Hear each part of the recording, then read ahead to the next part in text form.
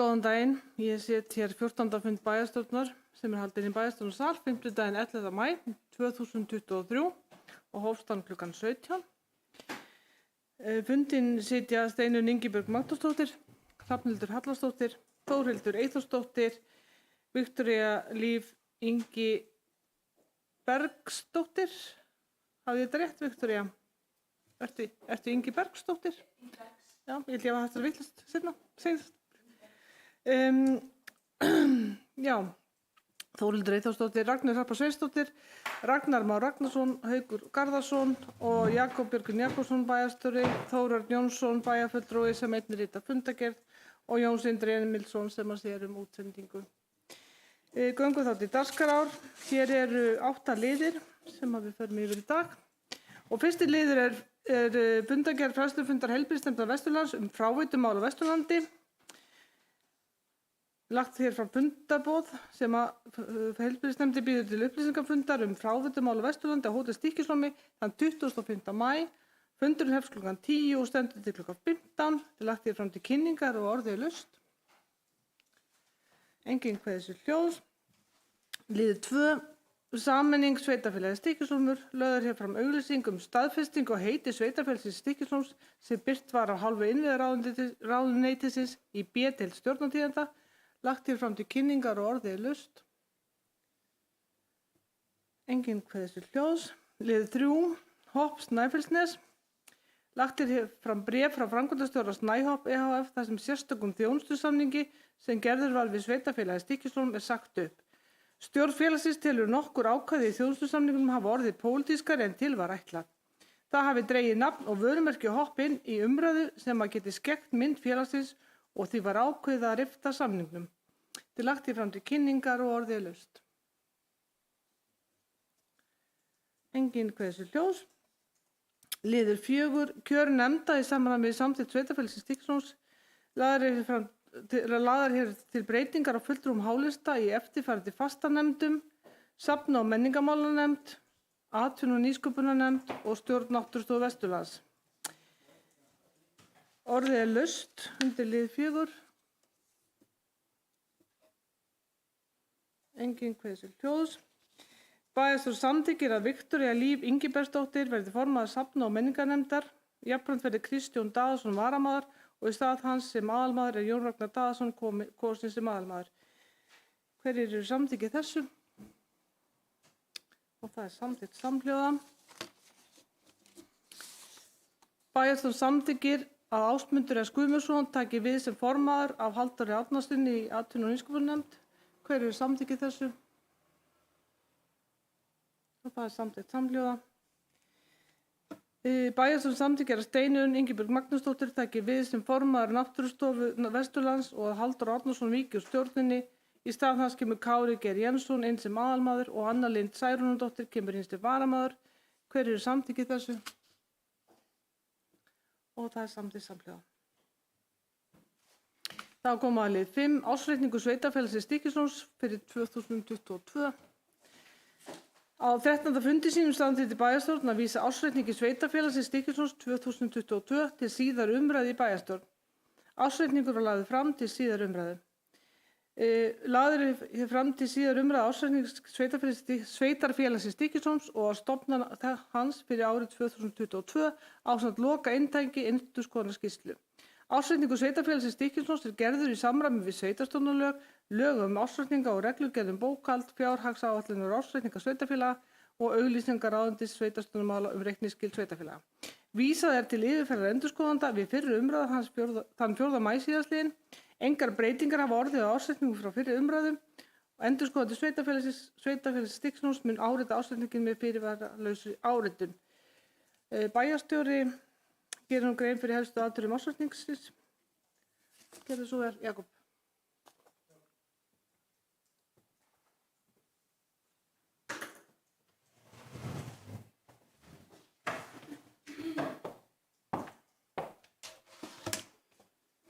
Forseti, ég ger ágæta grein fyrir ársreikningnum á síðasta fundi ásamt endurskoðanda sveitarfélagsins og Gyðu Steinsdóttur. En Ég ætla að fara svona stuttlega yfir kannski helstu atriði ásetningsins til upplýsinga að nýju. Rekstrartekjur samkvæmt ásetningi fyrir A og B hluta námu tæpum 2,3 milljörðum á árinu 2022 en þar af námu rekstrartekjur A hluta tæpum 2 milljarði, 1,9 milljarði. Rekstrarniðurstaða A og B hluta var neikvæð 80 milljónir króna en fjárhagsáætlun með viðaukum hafði gert ráð fyrir neikvæðri niðurstöðu að fjárhæð 99 milljónir króna. Rekstrartekjur A og B hluta jukust 11% milli ára. Rekstrargjöld jukust hins vegar ekki nema 11% milli ára og eru 2% lægri en áætlun með viðaukum hafði gert ráð fyrir. Bæjarstjórn samþykkti á fundi sínum þann 27. október 2022 viðauka við fjárhagsáætlun ársins.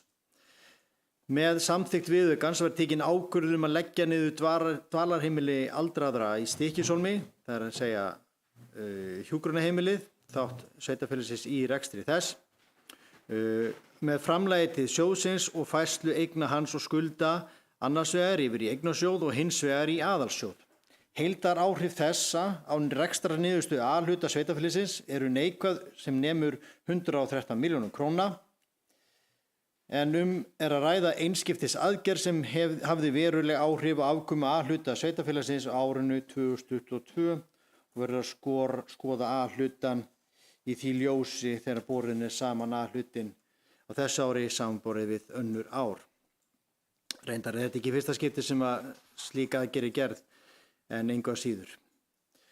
Það er að skoða aðhlutan í ljósi þessara staðreyndar. Veltufé frá rekstri nam á árinu 2022 244 milljónum króna samanborið 208 milljónum króna árið áður og er þar með að hækka ár frá ári var í sveitarfélaginu Stykkishólmsbæ eða í Stykkishólmsbæ áður árið 2020 til upprýðunar 99 milljónir eftir tekjufall COVID ársins 2020 sem er minnisstætt, þannig að hér er töluverða aukningu á veltufé að ræða á síðustu árum sem er vel. Og var veltufé fyrir rekstri 42 milljónum króna umfram fjárhagsáætlun með viðaukum sem það er gert ráð fyrir að veltufé fyrir rekstri næmi 202 milljónum króna. Handbært í árslok 135 milljónum króna, lækkaði 35 milljónir króna á árinu. Fjárfestingarhreyfingar á B hluta námu 108 milljónum, lántökur árinu námu 100 milljónum og afborganir lántímalána voru 207 milljónir króna.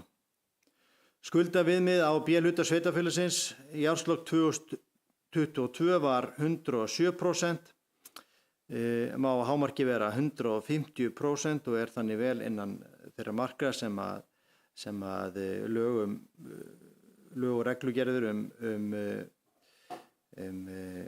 fjárhagsleg viðmið sveitarfélaga gera ráð fyrir. Og rekstrarjöfnuður síðastliðin 3 ára var eins og neikvæður 208 milljónir en eins og áætlanir gera ráð fyrir þá mun hann vera komin í jafnvægi innan þess tíma sem að þarf þegar að umrætt regla tekur aftur gildi en hún er eins og því þekkið tímabundið lögð niður vegna COVID-faraldursins.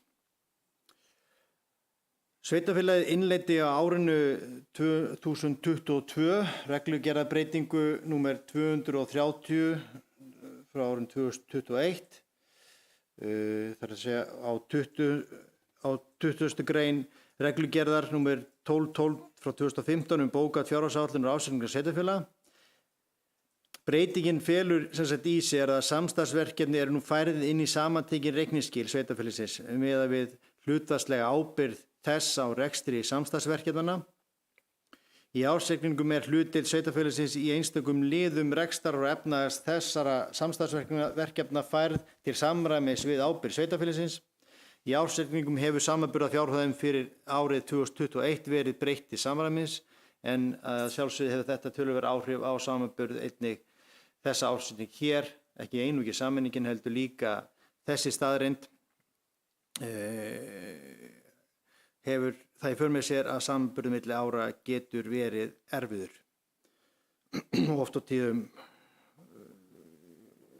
ekki hægt að bera sumar kennitölur saman. Fyrirliggjandi ásetningur sýnir að sveitarfélagið byggir á traustum grunni, á sama tíma liggja fyrir ýmsar áskoranir. Áherslur bæjarstjórnar á árinu 2022 og á yfirstandandi ári að skapa áfram eftirsóknarvert umhverfi fyrir fólk og fyrirtæki, standa vörð grunnþjónustu sveitarfélagsins, sérstaklega barna og fjölskyldna þeirra og eldra fólks og sækja af ábyrgð fram með sameiginlega mikilvægum fjárfestingum innviða sem komi til með að skapa svigrúm til eflingar samfélagsins á svæðinu og sama tíma stefnt að tryggja að skuldaviðmið og skuldahlutur sé að lækka markvisst á tímabilinu. Þessar áherslur og markmið bæjarstjórnar endurspeglast í fyrirliggjandi ásetningi og samþykktum áætlunum, en það alltaf áskorun frá degi til dags að tryggja að þessi markmið nái fram að ganga. Áfram þarf að leggja áherslu á ábyrga fjármálastjórnun þar sem gætt aðals og ábyrgðar í rekstri sveitarfélagsins á sama tíma og þjónusta við íbúa verði eins og best verður á kosið. Bæjarstjórn og stjórnendur sveitarfélagsins þurfa alltaf að vera vakandi fyrir ákveðnum þáttum í rekstri sem endurspeglast í þessum ásetningi. Það þarf að huga því og vinna markvisst að því að ná enn meira upp veltum fyrir rekstri sem að þarf að standa undir ábyrgum skulda og skuldbindinga líkt og endurspeglast í fyrirliggjandi ásetningi. Þannig að rekstur getur áfram staðið undir greiðslu skulda og nauðsynlegum fjárfestingum. Að öðru leyti vísa ég til yfirferðar minnar á síðasta fundi bæjarstjórnar fyrirliggjandi ásetning ásamt greinargóðrar yfirferðar Haraldar Einarssonar, endurskoðanda sveitarfélagsins og Gyðu Steinsdóttur frá KPMG ásetninginn og skýrslu endurskoðanda á síðasta fundi.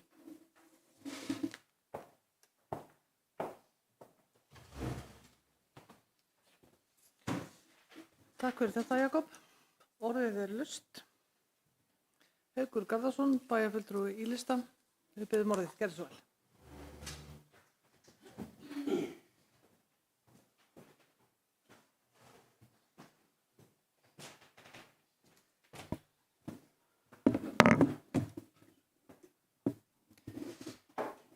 Forseti, bæjarfulltrúar, starfsmenn. Ég bara þakka fyrir yfir bæjarstjóra, fín yfirferð og ég ætla líka bara að þakka fyrir yfirferð á síðasta fundi bæði hjá bæjarstjóra og endurskoðanda. Þetta var góð skjör sem kom út úr þessu og fín yfirferð. Mér langar samt aðeins að tala þá yfirferð sem voru á síðasta fundi og reyndar á þessum hérna líka. Við erum svolítið að bera okkur saman við áætlun með viðauka og mér langar bara aðeins að til þess að skerpa á því að áætlun hvers árs sem við erum á, þess að þarna 2022 er í fjárheimildir, allan að gjöldin eru fjárheimildir og svo sem horft á tekjur sem áætlun. Við fórum í 5 viðauka í fyrra að mig minnir og síðast var bara í lok nóvember sem við verðum að gera því að við verðum að hafa heimild fyrir því sem við erum að framkvæma og það þarf að aðlaga þetta.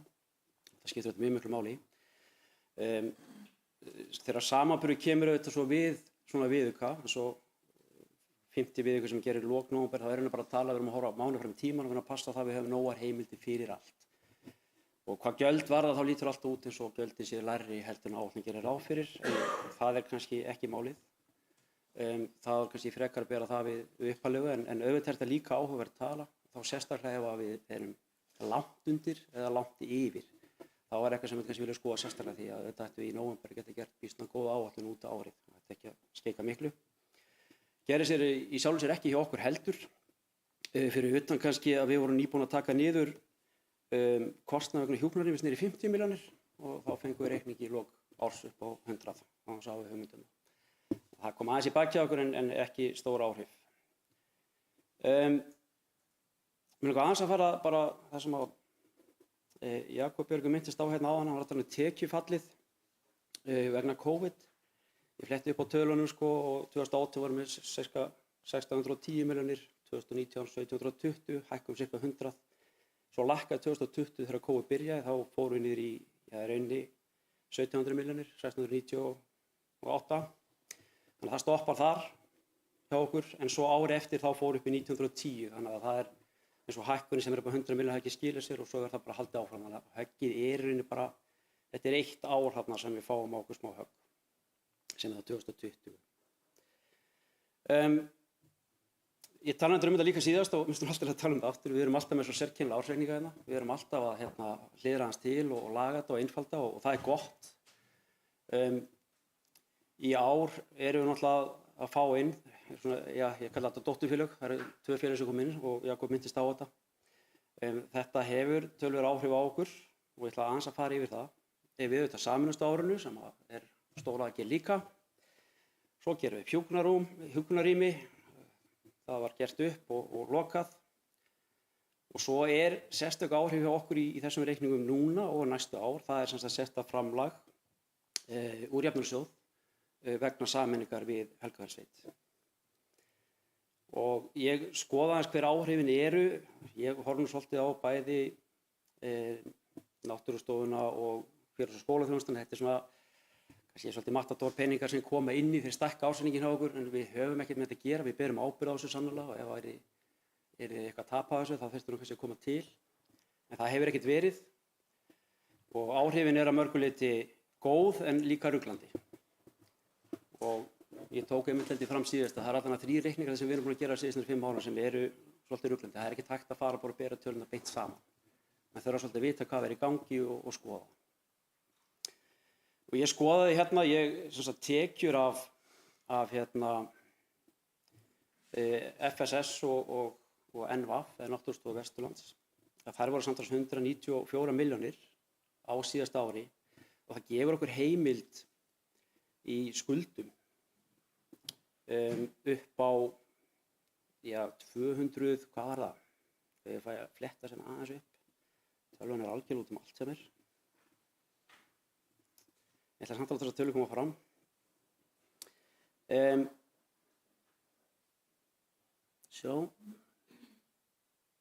291 milljónir sem kemur inn. Þessi félög ekki nýta nema 20 milljónir. Þannig að eftir standa 270 milljónir og það hjálpar okkur við að lækka skuldaviðmið og skuldahlutfall. Það bara klárt mál að þetta stakkar reikninginn og þetta ónýtt heimild og það svo sem bara alveg gott. Samar með Helgafellssveit að þeir komið með tekjur upp á 80 milljónir og skuldaheimild upp á 120 milljónir á móti og nýta bara 22, þannig að þeir gefa okkur einhverja 96 milljónir. Samtals þetta 366 milljónir, þetta lækkun upp á cirka 15% á skuldaviðmiðum og skuldahlutfalli. Þannig að bara að það þurfa að koma fram.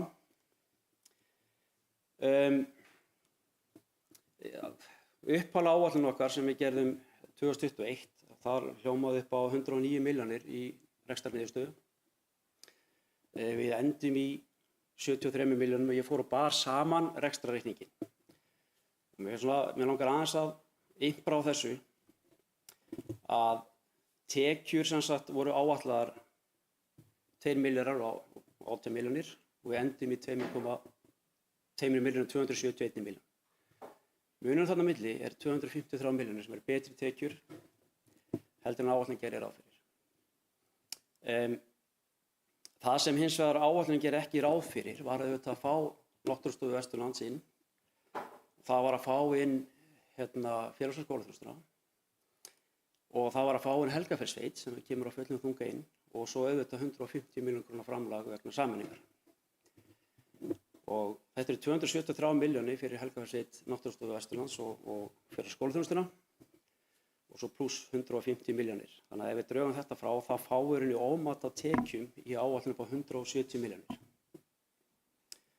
Ef við kíkjum á gjöldin, þá voru gjöldin áætlun 1.685 milljónir en verða 2.016 milljónir sem hækkun 331 milljón. Gjöldin sem koma frá þessum stofnunum sem við að tala þau 232 milljónir, þannig að það vanmat þarna upp á 99 milljónir. Það þýðir að við erum að hækkun á gjöldum umfram tekjur og það kemur ekki frá þessu stofnunum. Það náttúrulega bara með það góða rekstur og skila hagnaði. Afskriftir nánast í sama staðinn auðvitað eins og við vitum fjármagnsgjöldin, þau fóru út úr kortinu. Það náttúrulega bara byggt á því að við vorum með forsendur upp á 3,3% og endum við rétt tæplega 10. Þannig að það er cirka 110 milljónir sem það fór upp og það er náttúrulega bara eins og það er.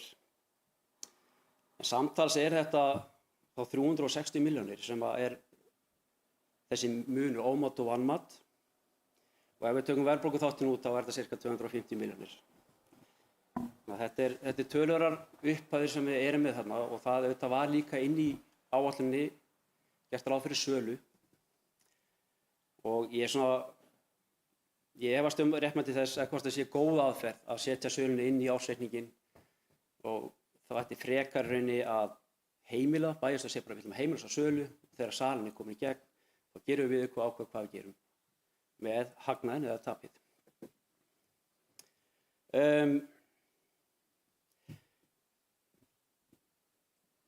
Fjármagnsgjöld náttúrulega, þetta er rosaleg tala. Við endum í fjármagnsgjöld upp á 246 milljónir og verðbótaþátturinn er 199 milljónir.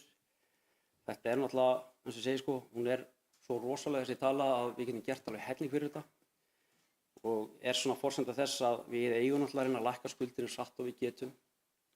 Við höfum tækifæri núna því við erum að fá þessar aukatekjur. Við talaðum að síðustu við erum í vari og við erum að nota það eins og við getum.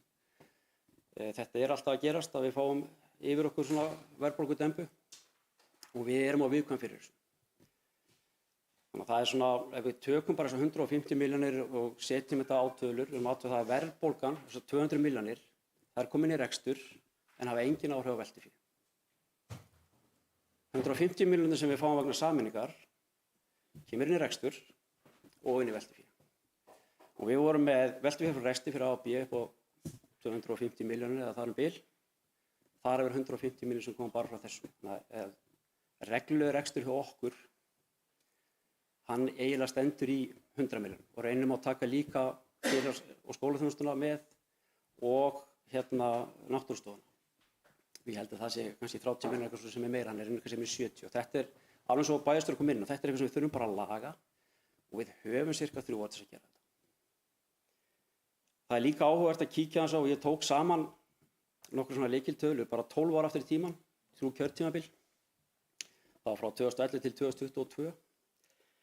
Ég sá að lántak á tímabilinu hafi verið 2,2 milljarðar ríflega, meðan afborgunum verið 2,170. Og mismunur þarna milli eru 56 milljónir, sem yfir 12 ára tímabil, þá hefur við aukið raunskuldir 56 milljónir. Þetta fer upp og niður á milli ára og hvað er verið að gera, en svona á heildina litið þá höfum við ekki verið að lækka raunskuldir. Á sama tíma þá er verðbólgan 667 milljónir. Á síðasta ári 200 af því sem er í 30% af upphæðinni. Og ef þetta fer eins og lítur út núna að verðbólgan haldi áfram, þá var að fá aftur kannski 200 milljónir á þessu ári. Og þetta náttúrulega þyngir verulega hjá okkur. Ég skoða líka hvernig fjármálsskuldin hafa verið, það var 1278 milljónir yfir þessi 12 ár. Og fjárfestingarhreyfingar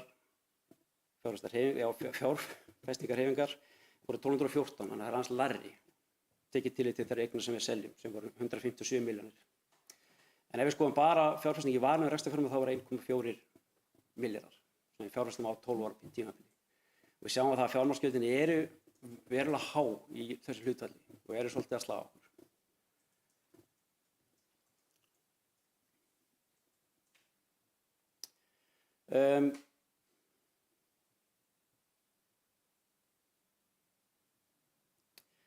Já, svo ef maður skoða hvernig framlegð í A og B hluta án framlagsins frá vegna sameiningar, að þá sjáum við að við vorum með framlegð på 126 milljónir í A hluta og mínus 150 milljónir, þá erum við mínus 23 milljónir framlegð. En fyrir A og B vorum við 260 og endum við 111 cirka. Og þetta er það sem við höfum núna tíma til að reyna að laga og eigum að gera. Og ég held að við sem öll að horfa á það að vera komin að komast að 2026.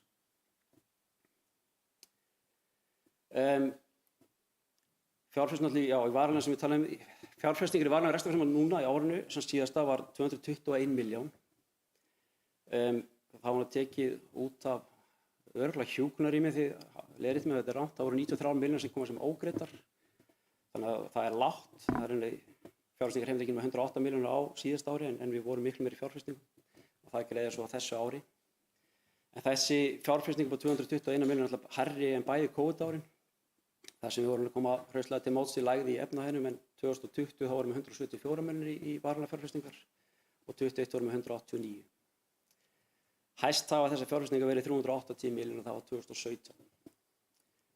Væntanlega er það bókasafnið. Það eru í ársreikningnum hjá okkur verkefni framöndan sem verða sértækar aðgerðir væntanlega.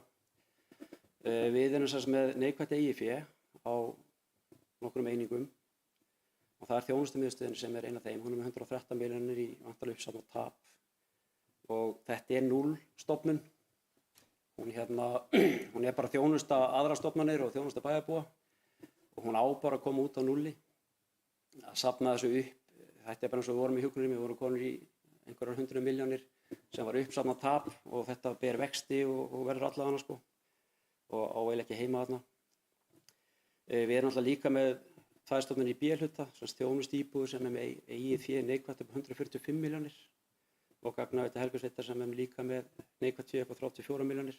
Samtals eru þessar 2 stofnanir 179 milljónir. Þetta er eitthvað sem við þurfum að laga og fara í einhverjar sértækar aðgerðir og ég held að við sko þetta fyrr en seinna myndi ég segja því að það er rosalega gott að fá einfalt bókhald sem er gott að bera saman á milli ára. Og það er búið að hræra ansi mikið í þessu hjá okkur.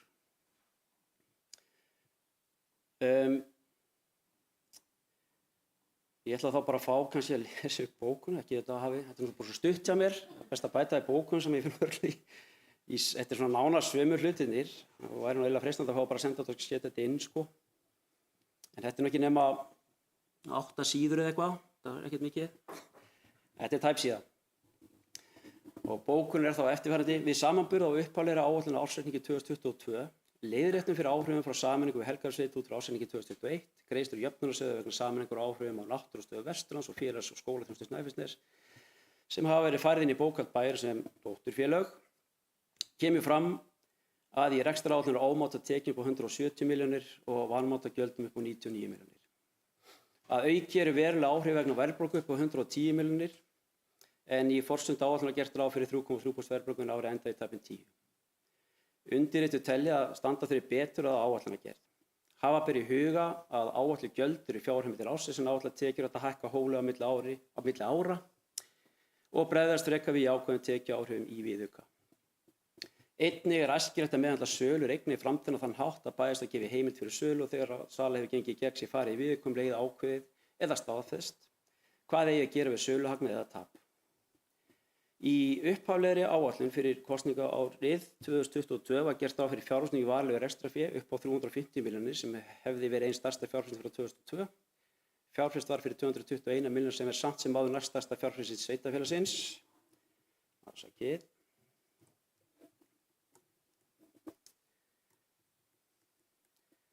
Sem er næststærsta fjárfesting sveitarfélagsins frá 2002 og töluvert umfram fjárfestingar árið 2020 að upphæð 174 milljónir og árið 2021 að upphæð 190 milljónir, þar sem bætt var við fjárfestingar til mótvægis við erfitt efnahagsástand vegna COVID. Neikvæð rekstrarniðurstaða A og B-hluti upp á 73 milljónir er að sjálfsögðu áhyggjuefni og ekki svo niðurstaða sem við viljum sjá eða lögðum upp með í áætlun. Tryggja þarf að samanlögð rekstrarniðurstaða 2023 til 2025 verði jafnvægi til að uppfylla skilyrði fjármál sveitarfélaga og verðum við öll að vera samstíga með það. Skuldir og skuldbindingar standa í 2.941 milljón og eru skuldir á íbúðan árið 2,25 milljónum. Fjármálsgjöld upp á 246 milljónir, þar af 199 milljónir vegna verðbóta, er gríðarlega há fjárhæð að standa undir og verður að leggja allt kapp á að lækka skuldir svo að sveitarfélagið sé ekki svona berskjalda við efnahagsaðstæðum eins og er í dag og virðast komast upp á 10 til 12 ára fresti. Að öðru leyti er vísað til yfirferðar fulltrúa íbúalistans á bæjarstjórnarfundi, þessum bæjarstjórnarfundi, og að lokum vilja undirrituð koma fram þökkum til starfsfólks, bæjarfulltrúa og endurskoðenda sveitarfélagsins fyrir þeirra framlag við gerð ársreiknings. Undir þetta skrifar íbúalistinn Haukur Garðarsson, Ragnheiður Harpa Sveinsdóttir og Ragnar Már Ragnarsson. Takk fyrir það.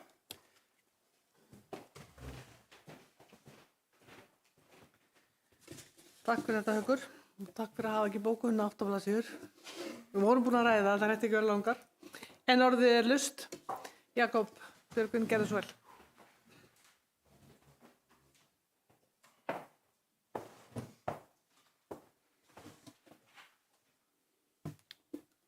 forseti. Ég byrja á því að þakka Hauki Garðarssyni bæjarfulltrúa fyrir sína yfirferð. Hún var yfirgripsmikil og var farið víða. Kannski grunnpunkturinn er kannski þessi. Það er rosalega erfitt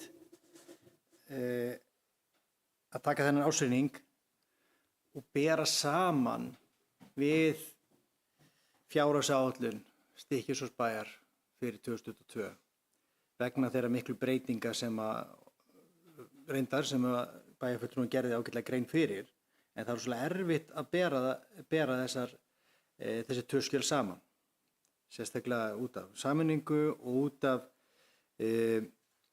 út af þeim B-hlutastofnunum sem að koma síðan inn í þennan reikning sem er sérstök aðgerð.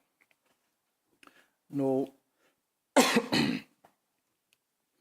þegar talað um upphaflega áætlun 2022 þá gerir ég ráð fyrir að það sé að ræða upphaflega áætlun Stykkishólmsbæjar án sameiningar og þá án þeirra breytingar sem að fólust í þessum nýju B-hlutastofnunum. Og það verður þá að taka tillit til þess þegar er verið að bera saman áætlunina og þá fyrir ekkert ástæðning. Nú, en það er alveg rétt að þessar B-hlutastofnanir hafa ákveðin áhrif á lykiltölur í rekstri sveitarfélagsins og það er bara eins og það er. En það er samt sem áður, við erum samt sem áður með þá staðreynd, það er afskaplega erfitt að bera saman fjárhagsáætlun 2022 við þennan ársreikning hér, svo vel sé, nema þá að gera það eins og bæjarfulltrúinn gerði í löngu máli og útskýra mjög vel. En hér var að tala um lántökur og lántökur frá árinu 2012, ef ég heyrði rétt. Auðvitað eru skuldastaða sveitarfélagsins og náttúrulega þau áhrif sem þessi gríðarlega verðbólga hafði á síðasta ári. Hún hafði náttúrulega gríðarlega áhrif á þá rekstrar niðurstöðuna, þó að hún hafi ekki haft áhrif á sjálf veltu fyrir rekstri og annað slíkt sem að bæjarfulltrúinn gerði ágætlega grein fyrir hérna. En auðvitað eru þetta ekki skuldir sem eru einungis að koma inn á þessu kjörtímabili eða þá einungis á síðasta kjörtímabili, heldur get ég nefnt það að á kjörtímabilinu 2006 til 2010 voru lántökur 610 milljónir. Ég get ímyndað ykkur ef þið takið þessar lántökur og núverið þær. 2010 til 2014 voru þetta hálfur milljarður. Og síðan hafa verið lántökur og hæstu lántökurnar eru hérna 2017 og 18 og þar gerir ég ráð fyrir það voru stóra gatnagerðarframkvæmdir sem að voru 100 milljónir, ef ég maður rétt 100 og einhvað milljónir og síðan var það bygging bókasafnsins sem að, ef ég maður rétt einhvers staðar kringum 250 til 300 milljónir. Það er svona, þetta er fyrir minn tíma en þetta eru sirka þessar tölur og væntanlega þessar lántökur og megin þóra til vegna þeirra og hugsanlega vegna lífeyrissjóðsins Brú, gerir ég ráð fyrir. Þannig að það skýrir kannski þessar lántökur 2017 og 18 sem voru töluvert háar. Einnig eru það lántökur sem var teknar á árinu 2020 og eðli málsins samkvæmt voru þær náttúrulega litar af því efnahagsástandi sem voru á þeim tíma í þjóðfélaginu, þar sem að var gríðarlega tekjufall. Þarna er ég aftur að tala þá um Stykkishólmsbæ, ásetning Stykkishólmsbæjar, svo það sé sagt. Það var gríðarlega tekjufall og mun meira tekjufall hjá Stykkishólmsbæ, hvað útsvar varðar, heldur flest önnur sveitarfélög á landinu. Það er nokkur sveitarfélög sem hafa sterka ferðaþjónustu eins og við höfum hér í þessu sveitarfélagi hér og Stykkishólmsbæ áður. Og það voru einna helst þau sem að voru með lægri krónutölu milli ára hvað útsvar varðar. Flest sveitarfélög voru ekki að ná áætlunum, áætlunum samkvæmt fjárhagsáætlunum á áætlunum útsvarstekjum sem byggðu væntanlega á viðmiðunum frá sambandinu. En hér var að ræða lægri krónutölu í útsvari frá árinu 2019 samanborið við 2020. Nú aðeins að sölu eigna og það og sem var stefnumörkun í hausti 2021, hvað var það þá fjárhagsáætlun Stykkishólmsbæjar 2022 og þar var eins og bæjarfulltrúi nefndi gert ráð fyrir sölu eigna og það var svo stefnumörkun sem var farið af stað með á þeim tíma. Á grunni þeirri stefnumörkunar var farið í vinnuhálf ráðsins og rætt við ráðgjafa og farið í söluferli en engin áhugasamur kaupandi fannst. Þannig að það stoppaði, stefnumörkunin var fyrir staðar. Ég skil hvað bæjarfulltrúin að fara með að setja þetta ekki inn í áætlunir heldur sérstaka ákvörðun bæjarstjórnar það en þetta var inn í áætlun og þá einmitt stefnumörkunar plagg bæjarstjórnar hverju sinni eru áætluninnar og síðan hafa forsendur breyst meðal annars vegna þess að það hefur tekið tíma að fá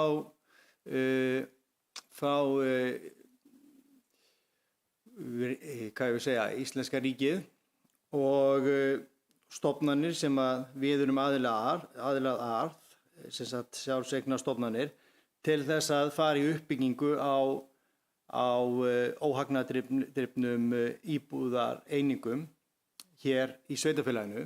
En það komið á góðum rekspöl og markar í rauninni á grunni þeirra stefnurunni sem var lagt upp með fjárhagsáætlun 2021 vegna ársins 2022.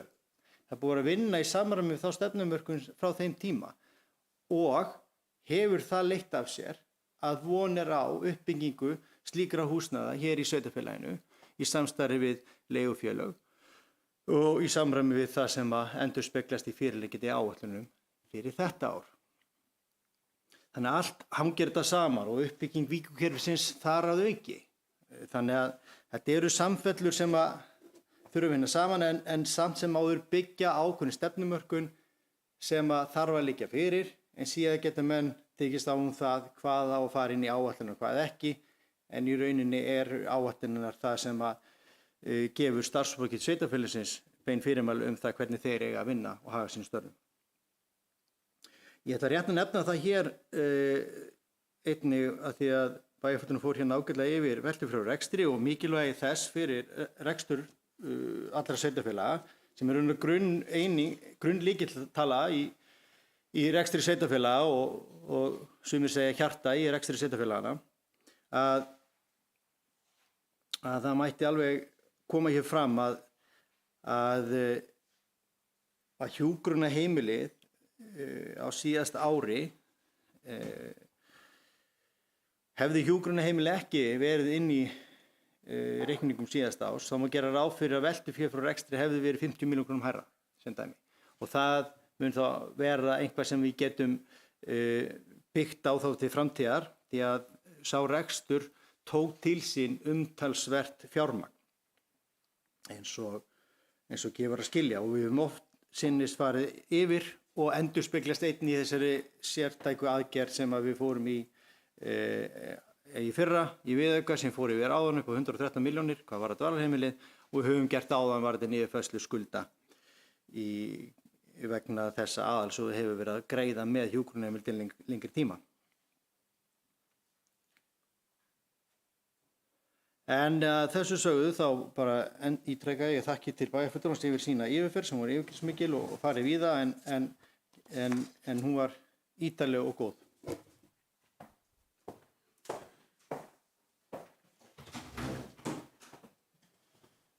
Takk fyrir þetta. Jakob, orðið enn laust.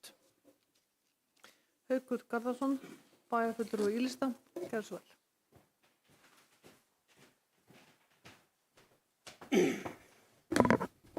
Já, ég ætlum bara aðeins að bæta við. Alla tölur sem ég var með voru tölur á verðlagi hvers árs. Ég nefndi ekki að fara í það að taka og reikna allt upp og búa þetta til, sko.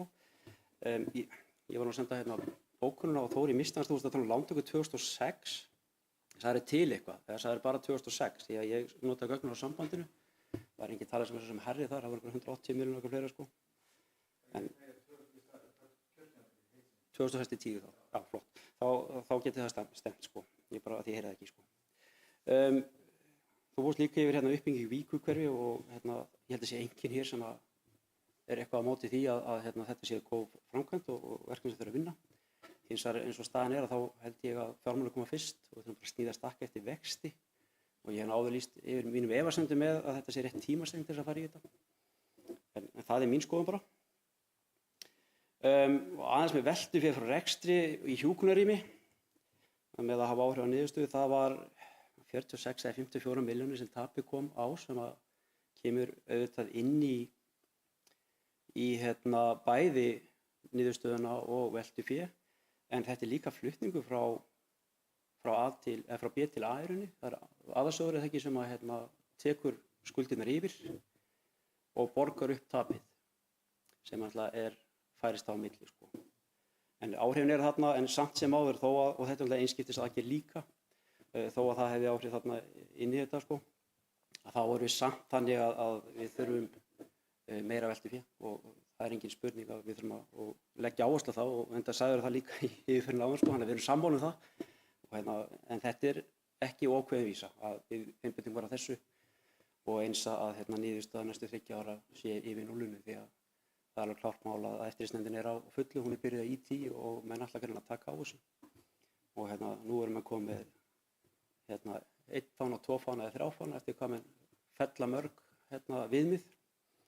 Og hérna, það alveg klart mál að við erum að fara að fella viðmið núna, sko. Það bara, við erum í þessum hóp og það bara svo. En við höfum allavega 3 ár til þess að laga. Og það skiptir bara mjög miklu máli að við setjum undir okkur hornin. Annars þakka ég góða yfirferð.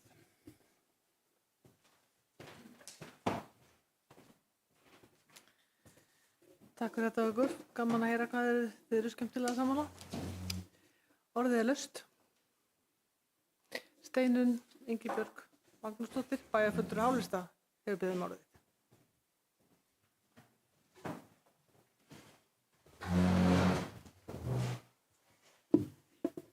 Forseti, aðrir fundamenn. Ég ætla nú ekki að vera langorð hérna. Ég vil byrja á því að þakka kærlega fyrir þeim sem komu að gerð ársreiknings fyrir góða vinnu í okkar þáum og langar í kjölfarið að koma með smá bókun frá okkur í Hálistanum. Bæjarfulltrúar Hálistans fagna fyrirliggjandi niðurstöðu ársreiknings sem sýnir fram á rekstrarlega sjálfbærni sveitarfélagsins og aukinn fjárhagslegan styrk þrátt fyrir miklar áskoranir á síðasta ári. Þá ánægjulegt að sjá að sveitarfélagið skila mun betri afkomu en gert var ráð fyrir í fjárhagsáætlunum með viðaukum. Hann sýnir fram á stöðugleika í rekstri sveitarfélagsins og sterka fjárhagslega stöðu til skemmri og lengri tíma. Bæjarfulltrúar lýsa sérstakri ánægju yfir því hversu markvisst veltufé frá rekstri sem það fjármagn sem til ráðstöfunar til afborgana skulda og til fjárfestinga eftir að búið að greiða allan rekstrarkostnað hefur hækkað frá tekjufalli sem varð hjá sveitarfélaginu sökum tímabundinna minni umsvifa hjá ferðaþjónustunni sökum faraldursins. Skuldaviðmið var einungis 107% samkvæmt ársreikningi 2022 en það má hæst vera 150% samkvæmt sveitarstjórnarlögum. Það ánægjulegt að þessi mikilvægi mælikvarði fjárhagslegt heilbrigði sveitarfélaga hafi lækkað markvisst síðustu ár og hraðar en væntingar stóðu til. Þá jukust rekstrartekjur samstæðunnar 11% milli ára, á meðan að rekstrargjöld jukust einungis 7,2% og þá hafa laun og launatengd gjöld lækkað síðustu ár í hlutfalli við rekstrartekjur, eða 8% frá árinu 2020 og tæp 5% frá árinu 2021. Þetta sýnir svart á hvítu að við búum við ábyrga fjármálastjórn og erum að ná þeim árangri í rekstri og þeim markmiðum sem við höfum sett okkur til lengri tíma í rekstri sveitarfélagsins. Það ljóst að sveitarfélagið stendur á traustum grunni og fyrirliggjandi áætlanir sýna þann metnað og sóknarhug sem býr í samfélaginu. Á þeim grunni stefnt að því að fara í vel valdar og arðbærar fjárfestingar á árinu. Áfram þarf hins vegar að sýna útsjónarsemi við að ná fram hagræðingu í rekstri og taka mið af langtíma markmiðum í fjárfestingum og fjármögnun þeirra. Og undir þetta rita Þórhildur Eyþórsdóttir, Viktoría Líf Ingibergsdóttir, Hrafnhildur Hallarsdóttir og svo sem hér stendur Steinunn Magnúsdóttir. Takk fyrir.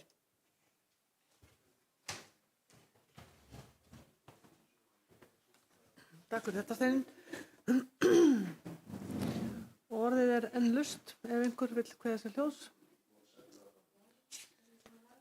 Undir lið 5. Svo er ekki. Ég tek undir þakkir til starfsmanna sveitarfélagsins og bæjarfulltrúa og bæjarstjóra og endurskoðenda við vinnu á þessum ársreikning.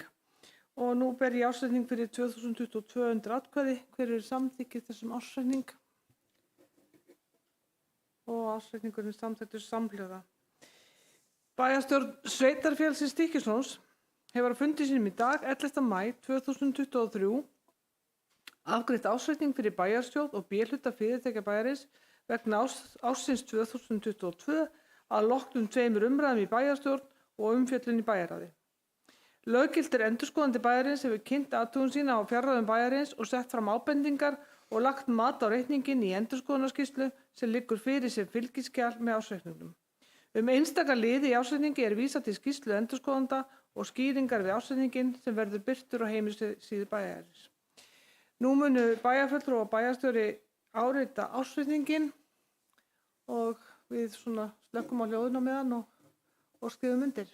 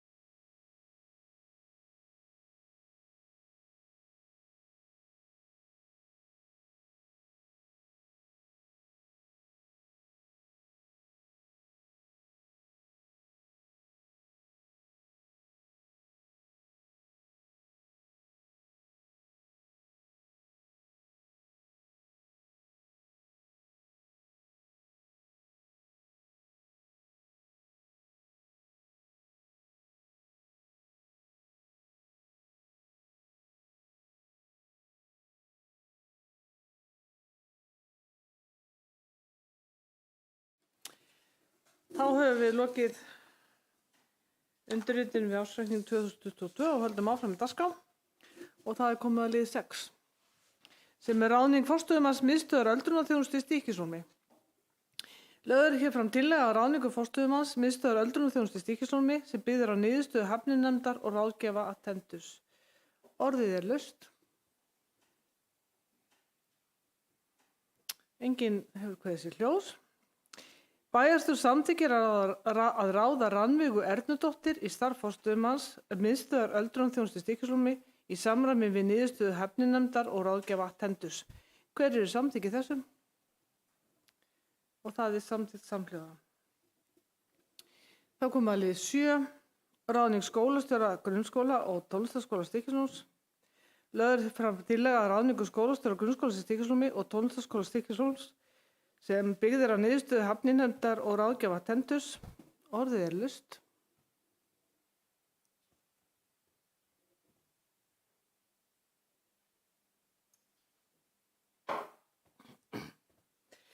Bæjarstjórn samþykkir að ráða Heimir Eyvindarson í starf skólastjóra grunnskóla í Stykkishólmi og tónlistarskóla Stykkishólms í samræmi við niðurstöðu hæfninefndar og ráðgjafa Attendus. Hver eru samþykki þessu? Og það er samþykkt samhljóða. Ég vil þakka hæfninefndum og Attendus fyrir góða vinnu við þetta ferli og bjóðum að sjálfsögðu nýtt fólk velkomið í hóp starfsmanna Stykkishólmsbæjar, sveitarfélags Stykkishólms. Þá er komið að lið 8, minnispunktar bæjarstjóra sem var frestað á síðasta fundi og þannig að sviðið er þitt.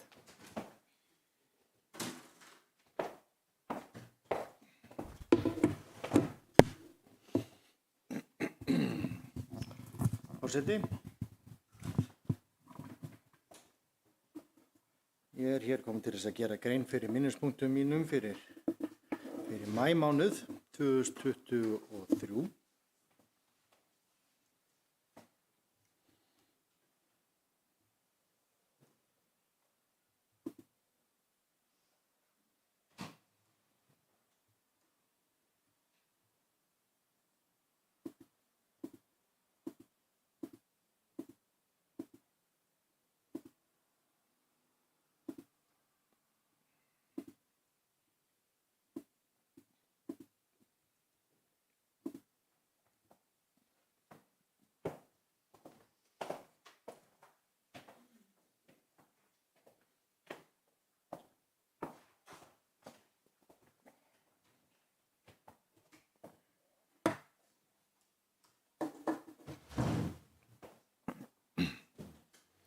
Og við byrjum hér að fimmtudaginn 30. mars síðastliðinn kom maður frá Klifurhúsinu í Reykjavík til að kynna íþróttakennara grunnskólans fyrir notkun á fallvarnarblökkum, sjálfvirkum búnaði sem tryggir öryggi klifrara í klifurveggnum, sem við sjáum þarna fyrir aftan þetta fallega fólk. Búnaðurinn var gjöf frá fyrirtækjunum Ágústsson, Sæfell og Þórsnes. Arnar Hreiðarsson, forstöðumaður íþróttamiðstöðvar, sá svo að koma búnaðinum fyrir. Eru þessum aðilum færðar kærar þakkir fyrir þeirra framlags til klifurs í Stykkishólmi hér með. Fallvarnarblakkirnar eru festar uppi í klifurveggnum. Úr þeim liggur taug sem er fest í þann sem klifrar. Með tilkomu þeirra er nú hægt að klifra efst upp í vegginn án aðstoðar frá öðrum, það er að segja, sá sem klifrar þarf ekki að hafa aðstoðmann með í taug. Ef klifrarar skrikar fótur og missir takið, tekur nýji búnaðurinn yfir og lætur viðkomandi síga rólega til jarðar. Þannig að hér eru menn með bæði með belt og axlabönd í þessum veggjum, klifurveggjum. Nú, sumardagurinn fyrsti var haldinn hátíðlegur allt land þann 20. apríl síðastliðinn. Byggðasafnið stóð fyrir fuglabingói fyrir börn í tilefni þess að nú stendur yfir ljósmyndasýning Fuglar á Snæfellsnesi eftir Daniel Bergmann, sem ég hvet fólk til þess að skoða ef hún er enn uppi. Einnig var boðið upp á ratleik sem hófst við Norskahúsið Að loknum ratleik var viðstöddum boðið upp á grillaða pylsur sem jafnan mikið lukku yngstu kynslóðarinnar og er öllum þeim sem lögðu sitt af mörkum til þessarar hátíðar hér með þakka kærlega fyrir þeirra framlag.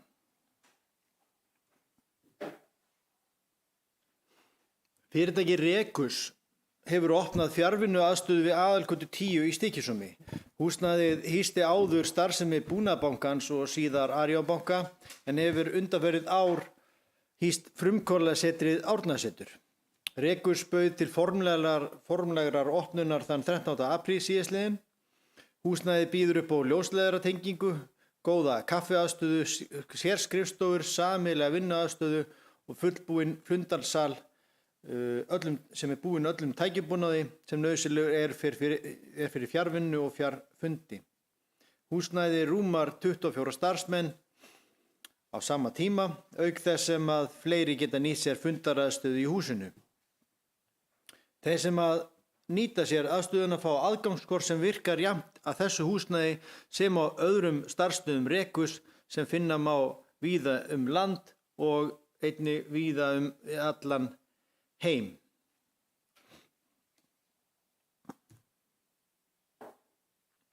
Markaðsstofa Vesturlands vinnur nú að samvinnuverkefni við sveitarfélögin á Snæfellsnesi að gerð móttöku áætlunar fyrir skemmtiferðaskip á Snæfellsnesi. Markmið verkefnisins er að heimamenn í hverri höfn leggi niður línur hvernig best er að taka á móti farþegum skemmtiferðaskipa sem leggjast að höfn, bæði svo gestinni njóti og að samfélagið njóti ávinnings af gestamóttökunni. Það er að segja aukinni verðmætasköpun samfélagsins af komu skemmtiferðaskipanna. Hluti af þessu verkefni var vinnufundur sem var haldinn á Fosshóteli í Stykkishólmi þriðjudaginn 25. apríl síðastliðinn. Þar sem hagaðalum var boðið að mæta og taka þátt í vinnunni og framundan er síðasti fundur þessa verkefnis og opni fundur þessa verkefnis í Snæfellsbæ en áður hafði verið slíkur vinnufundur haldinn í Grundarfirði. Þannig að þessi 3 fundir eru hluti af þessu verkefni. Tillaga deiliskipulagi hafnarsvæðis við Skipavík hefur verið auglýst. Hún er aðgengileg á vef sveitarfélagsins og í móttöku ráðsins. Þeir sem telja sig eiga hagsmuna að gæta eru hvattir til að kynna sér tillöguna og sem á allir áhugasamir hana. En aðalmálið er kannski þetta, að það verður haldinn opinn í kynningafundur í Amtbókasafninu miðvikudaginn 24. maí næstkomandi þar sem að farið verður yfir fyrirliggjandi deiliskipulagstillögu.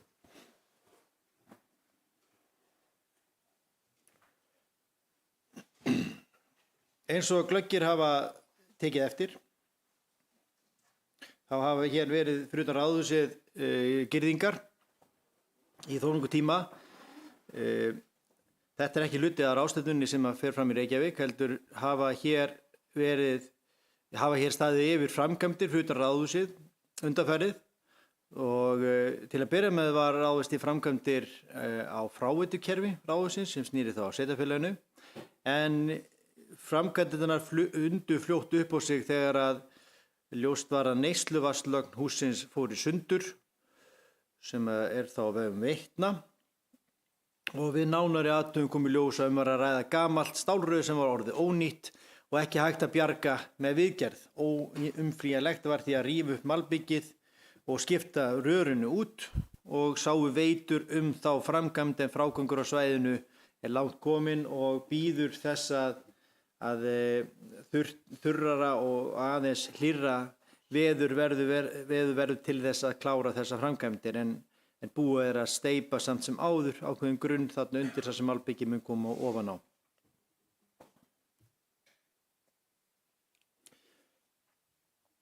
Eins og flestir þekkja nú óskaði sveitarstjórn Eyja og Miklaholtshrepps í febrúarmánuði eftir formlegum viðræðum við Sveitarfélagið Stykkishólm að veita börnum með lögheimili í Eyja og Miklaholtshreppi skólaþjónustu, það er leikskóla, grunnskóla og tónlistarskóla, í ljósi þess að tilstæði að loka Laugagerðisskóla sökum þess hve þungur rekstrarkostnaður hans væri. Erindið var tekið fyrir á 9. fundi bæjarráðs Stykkishólms þar sem bæjarráð tók jákvætt í erindið og fól bæjarstjóra og samt oddvita beggja lista að semja við fulltrúa Eyja og Miklahólshrepps leik, tónlistar og grunnskólaþjónustu fyrir Eyja og íbúa í Eyja og Miklahólshreppi. Í kjölfar þeirra vinnu sem þá hófst var lögð fram tillaga fyrir bæjarstjórn Stykkishólms og á svipuðum tíma sveitarstjórn Eyja og Miklahólshrepps og á 13. fundi bæjarstjórnar Stykkishólms var sem það samþykkti þessi samningar við Eyja og Miklahólshrepp. Er að ræða 4 samninga, sambærilega þeim samningu sem að Borgarbyggð gerði við Skorradalshrepp, en samt aðlagaðir okkar aðstæðum hér. Það er sem sagt einn yfirsamningur og síðan gerði sérstakir samningar fyrir hverja skólastofnun. Það er að segja 1 fyrir grunnskóla, 1 fyrir leikskóla og 1 fyrir tónlistarskóla. Og þessi yfirsamningur rammar inn hina 3 og þar er meðal annars sérstakt ákvæði til þess að jafna stöðu barna í Eyja og Miklahólshreppi við börn sem búa hér í sveitarfélaginu Stykkishólmi með tilliti til íþrótta- og tómstundastarfs og fleira. Og rita var undir þessa samninga eins og sést á þessari skemmtilegu mynd í gær, 10. maí.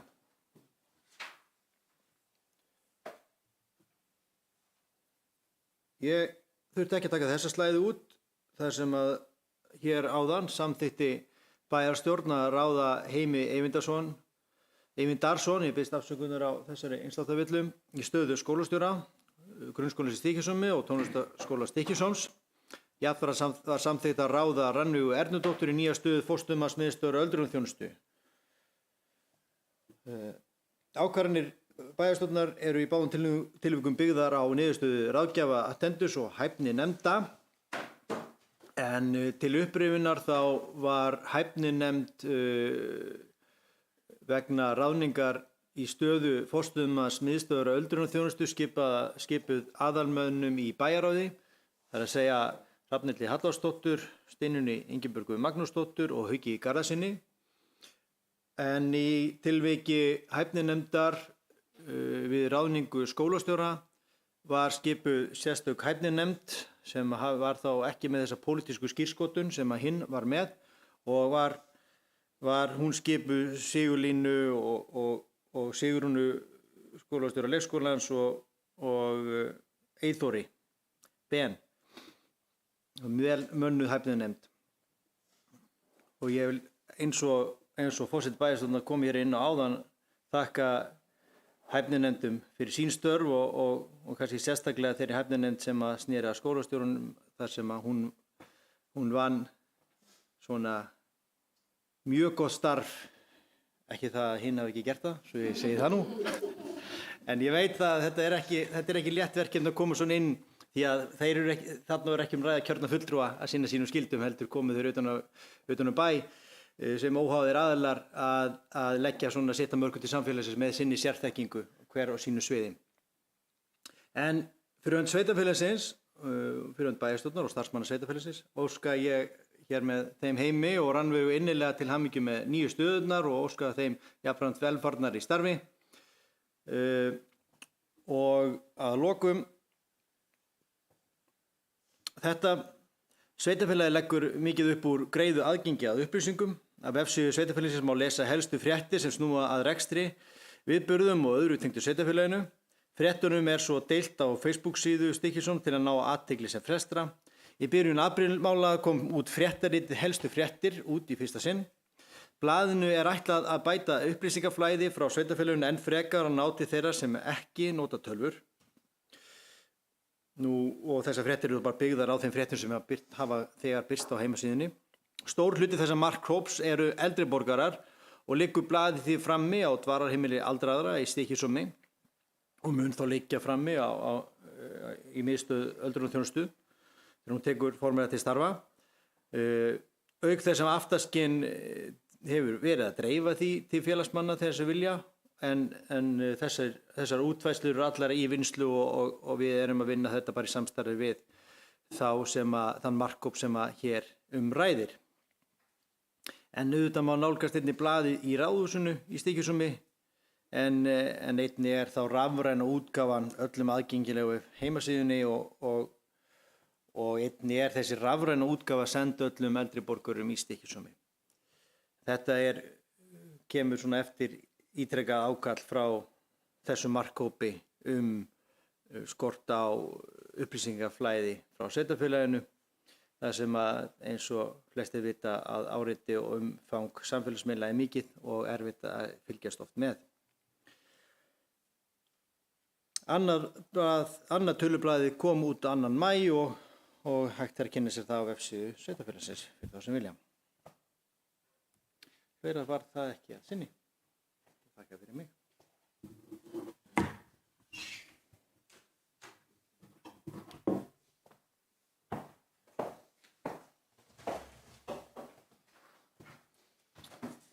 Ég þakka Jakob Björgvin bæjarstjóra fyrir góða samantekt og þá er komið að lokum þessa fundar, ekki fleiri mál hér undir á dagskránni en orðið er laust undir þessum síðasta lið.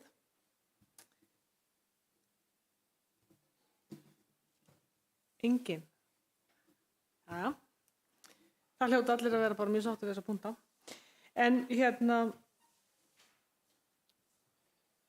bara eigið gleðilegt Eurovision partí í kvöld. Það eru allir að fara í Eurovision partí og gangi Íslandi sér best.